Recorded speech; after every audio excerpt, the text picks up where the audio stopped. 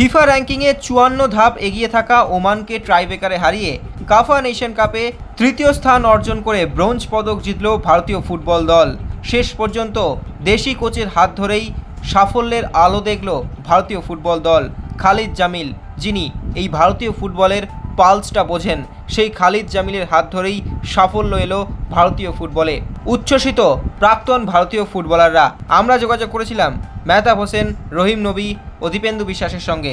কি বলছেন শুনুন। মায়েরা এবং বোনেরা, মহিলা মহল নিয়ে আবার এসে গেছি তোমাদের বেলাদি। দেখো, এটা অসাধারণ জয় এবং খালিদকে ক্রেডিট দেবো। খালিদ কোচ হয়নি, সেদিন আমি বলেছিলাম যে খালিদকে কোচ করা উচিত।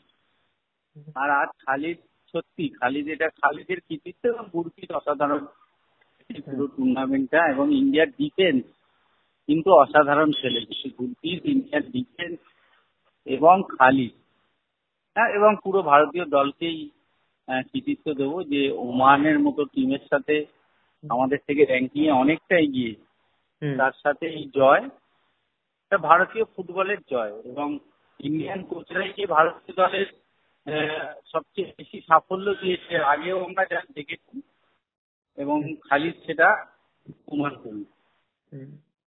খালিদেই ভরসা রাখা উচিত ভারতের। একদমই। তুমি ভারতবর্ষের ফুটবলের যে সেরা সময়ের কোচরা সবাই, দু তিনজন কোচ আছেন যারা সত্যি ভালো কোচ, বিশেষ করে মিলবান, রুস্তম আকরমভ, বব হাউটন, কিছুটা স্টিফেন কনস্টান্টাইন। কিন্তু তা হলেও আমি বলবো যে ভারতীয় কোচরাই ভারতবর্ষের ফুটবলের সাফল্য আনতে পারে। তো খালিদ প্রমাণ করল। দেখো, first of all congratulation whole Indian team. তারপরে খালিদকে স্পেশালি কংগ্রাচুলেশন জানাই, একটা ইন্ডিয়ান কোচ হয়ে যে এত বড় অ্যাচিভমেন্ট। আর যাদের সাথে খেলেছে তারা আমাদের থেকে র্যাঙ্কিং এ অলওয়েজ ভালো। তো বড় অ্যাচিভমেন্ট এটা একটা শুরু, ভালো দিয়ে শুরু হয়েছে, এইটাকেই ধরে রাখতে হবে। আশা করি খালিদ জামিল এটাকে ধরে রাখতে পারবে। আশা করি প্লেয়াররা হার্ডওয়ার্ক করেছে, তার জন্যই তারা সাফল্য পেয়েছে। আর সামনে যেই ম্যাচগুলো আছে আশা করি খুব ভালো করবে এবং ভালো রেজাল্ট হবে। এটাই বোঝা যাচ্ছে যে আমাদের ইন্ডিয়ান কোচরা এবার আস্তে আস্তে তৈরি, যে যারা ইন্ডিয়ান ন্যাশনাল টিমটাকে নিতে পারে। কেন, আন্ডার 23 ইন্ডিয়ান কোচ আছে। তারপরে তোমার মহেশ ভাই খুব ভালো করছে। তোমার যারা যারা যেই তোমার এতে আছে, আন্ডার 23, আন্ডার 18, আন্ডার 19, যারা যারা করছে সবাই খুব ভালো তোমার রেজাল্ট করছে। তো আশা করি আমাদের খুব ভালো হাতে বা খুব ভালো ফিউচার নেক্সট টুর্নামেন্ট গুলো বা নেক্সট তোমার র্যাঙ্কিং হিসাবে যদি আমরা যদি বলো, আরো ভালো হবে আশা করি। এবং খালিদেই ভরসা রাখা উচিত ভারতীয় দলের।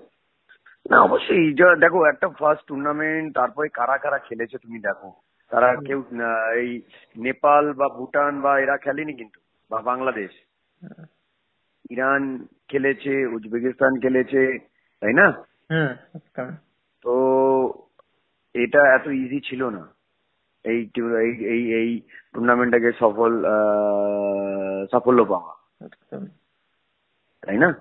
তো আমার মনে হয় ইন্ডিয়ান কোচ যদি প্রপার, যারা ফুটবলে প্যাশন আছে, এটা নয় কি যারা টপ লেভেলে খেলেছে, আমার মনে হয় তাদের হাতে দায়িত্ব দেওয়া উচিত। আর তাদেরকে খুব ভালো গ্রুমিং করে, যারা নেক্সট এরপরে যারা আসছে তাদের গ্রুমিং করে তোলা উচিত। ইভেন আইএসএল এ আস্তে আস্তে করে আমার মনে হয় ইন্ডিয়ান কোচদের প্রাধান্য আসা উচিত। না, এটা তো ভারতবর্ষে আমার মনে হয় বহুদিন পরে ওমানকে হারানো। তো ওমানকে বহুদিন পরে হারানো, এটা তো একটা গ্রেট। দেখো, ওমান শক্তিশালী দল, সেই টিমটাকে টাইব্রেকারে হারানো, এটাই তো ভালো। আর খালিদ জামিল দুটো ভালো জয় পেল, তো ইমপ্রুভ করছে ইন্ডিয়ান টিম। আমার মনে হয় সমস্ত ক্লাবগুলো যদি তাদের প্লেয়াররা ছাড়ে, আমার মনে হয় আরো ভালো রেজাল্ট করবে। এবং ভারতীয় কোচের উপরই আস্থা রাখা উচিত। একদম একদম, চোখ বন্ধ করে।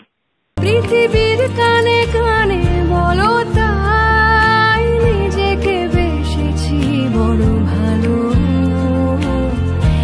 নিজেকে বেসেছি মন ভালো। Extra time.